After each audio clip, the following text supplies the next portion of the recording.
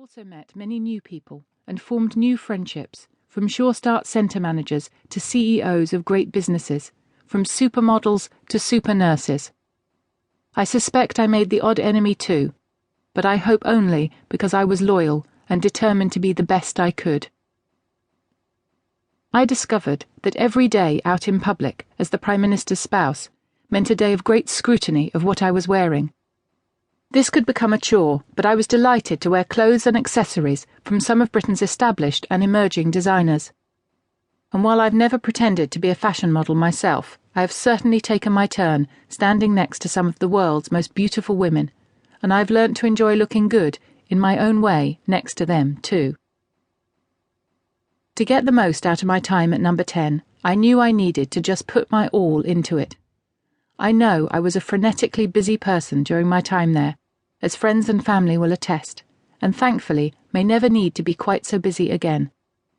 I could land back from a trip representing Britain on the far side of the world, and then slip back into the kitchen to make a family meal, and by the evening find myself struggling for recognition on a guest list to enter a trendy Soho club to attend a friend's book launch. I could step out of our flat some mornings to meet a visiting president or a Hollywood movie star, and then within hours be on the school run, chatting to other mums and dads in the playground about after-school clubs and the end-of-term play. Our own children were kept well away from the forefront of our public life, but in attending local schools were still able to experience many memorable moments. Without intruding on their own privacy, I have attempted to share what our family life was like when one floor below great matters of state were being discussed and international crises resolved. John and Fraser arrived as very tiny people, but walked out with us for the last time, fully aware that as a family we were all very proud of each other, and relishing the time we could now spend together, book writing notwithstanding. But I have no regrets. I take a great deal of pride in our many achievements, and can't wait to share the story of one of the most daunting and exciting times of my life. Here is my version of what life is like, from the inside.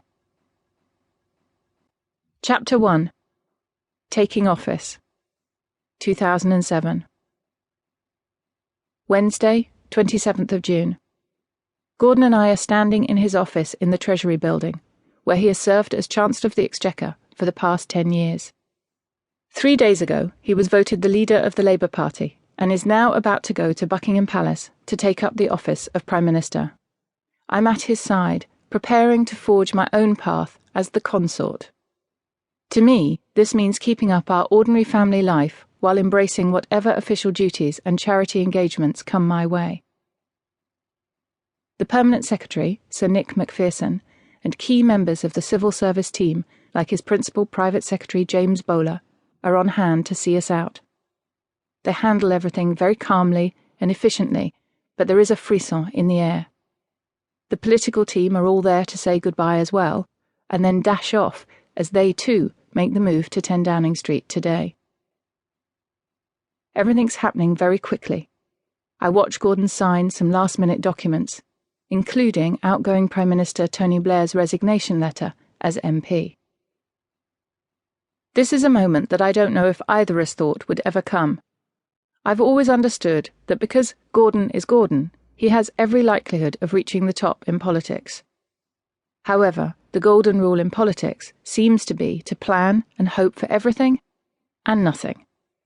So I decided very early on that I would keep up my own interests and maintain a fairly calm reserve for whatever our future together held.